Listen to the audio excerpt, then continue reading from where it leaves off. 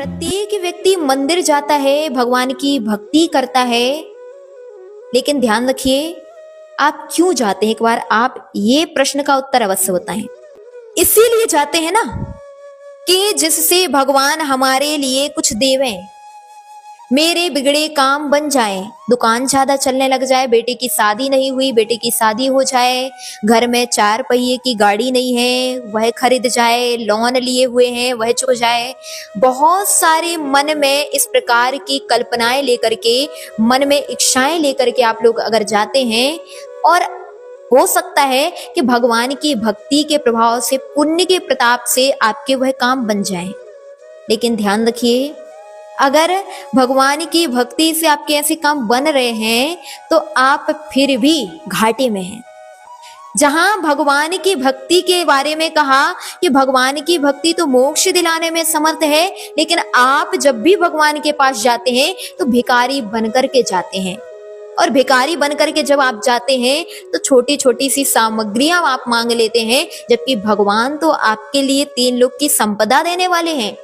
आचार्य शमंत भद्र मुनि महाराज रत्न करंडक श्रावकाचार में लिख रहे हैं, निःश्रेयसमभ्युदयम् निस्तीरम दुस्तरम सुखाम्बु निधिम निपिबति पीत धर्मा सव्वे दुखे रणा लीड़ा। अर्थात जिनेंद्र भगवान की भक्ति समस्त प्रकार के दुखों से मुक्त होकर के वह निःश्रेयस सुख भी प्रदान करती है, अर्थात मोक्ष सुख भी प्रदान करती है, और अभ्युदय सुख भी प्राप्त कराती है, यानी लौकिक सुख संपदा, वैभव आदि सब कुछ भगवान की भक्ति प्राप्त कराती है। बस कब? जब आप ना मांगे तब। लेकिन आज व्यक्ति जब घुटने के दर्द को भगवान के सामने लेकर के जाता है तो भगवान भी मुस्कुराते हैं आपको देख करके। आपने देखा होगा कि भगवान की चेहरे में प्रसन्नता रहती है, वो आपको देख करके हंसते हैं कि ये भिखारी बन करके आया है, ये पुजारी बन करके नहीं आया। और यही कारण है कि आपके वो छोटे मोटे से कार्य बन जाते हैं, लेकिन आपके जो बड़ी सफलताएं मिलने वाली थी वह बड़ी सफलताएं आपको नहीं मिलती। मान लीजिए किसी किसान ने बीज बोया, और वह बीज इसीलिए बोता है कि यह बीज हमारे लिए श्रेष्ठ अन्न की प्राप्ति कराए। वह श्रेष्ठ से श्रेष्ठ, अच्छे से अच्छी क्वालिटी का बीज बोएंगे और मांगते भूसा है। बताओ, वह किसान मूर्ख है कि समझदार? इसी प्रकार वह व्यक्ति भी मूर्ख है जो भगवान के पास, 3 लोक के नाथ के पास जा रहा है और इतनी भक्ति कर रहा है जो भक्ति आपके लिए श्रेष्ठ संपदा प्रदान करने वाली है। वहीं आप जाकर के क्या मांग लेते हो? भूसा। वह भूसा जो आपको सहज मात्रा में मिलता, क्योंकि जब भी किसान बीज बोता है, ध्यान रखिए, उसके लिए अन्न तो सहज मिलता ही है और साथ में भूसा फ्री में मिल जाता है। इसीलिए ये समझना चाहिए कि आप जब भगवान के पास जाओ तो आखिर ये छोटी मोटी संपदाएं अगर मांगेंगे तो आपको, ध्यान रखिए, बहुत बड़ा लॉस हो गया।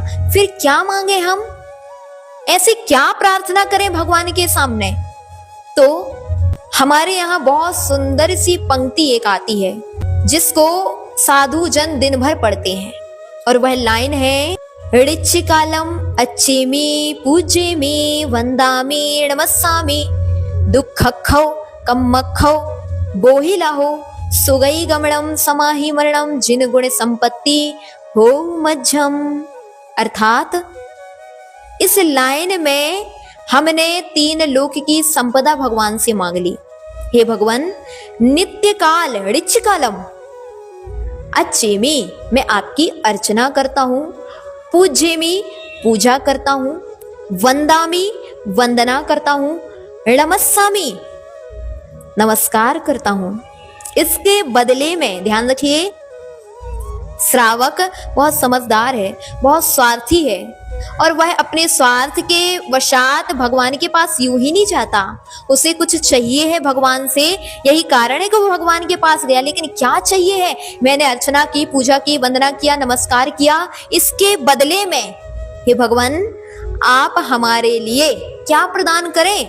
दुःखखौ, दुखों का क्षय हो, कम्मखौ, कर्मों का क्षय हो, बोहिलाहो, बोधि यानी रत्नात्रय की प्राप्ति हो, सुगई गमणम, सुगति अर्थात उच्च गति की प्राप्ति हो, समाहि मरणम समाधि पूर्वक मरण हो, जिन गुण संपत्ति हो मध्यम। ये भगवान जैसे गुणों की प्राप्ति आपने की है वैसे गुणों की प्राप्ति मुझे भी हो, अर्थात मेरे लिए भी अष्ट कर्मों से रहित उस अष्ट गुणों से युक्त अवस्था की प्राप्ति हो। ऐसी जब हम भगवान के सामने मंगल भावना भाते हैं तो ध्यान रखिए यह तो मिलेगा ही मिलेगा, साथ में चक्रवर्ती नारायण प्रति नारायण बलभद्र आदि जैसी महान संपदा भी अगर हमारे लिए प्राप्त हो गई तो कोई अतिशयोक्ति नहीं। इसलिए जब भी जाएं भगवान के सामने ये लाइन अवश्य बोलना चाहिए, और ये लाइन आप थोड़ी ही समय में याद कर सकते हैं, जरूर याद कर लें। और प्रतिदिन जब भगवान के लिए पुंज चढ़ाएं, नमस्कार करें, कायोत्सर्ग करें,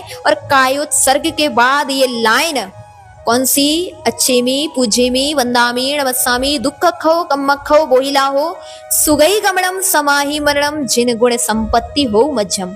ये लाइन अवश्य भगवान के सामने निवेदित करें। आपके काम जो अभी तक नहीं बन रहे थे, गारंटी है कि जब आप भगवान के सामने पहुंचेंगे तो भगवान के, यद्यपि भगवान कुछ देंगे नहीं आपको, ध्यान रखिए भगवान कुछ नहीं देते, लेकिन आचार्य समंत भद्र मुनि महाराज कह रहे हैं अपुण्य पापम पर पुण्य हेतु।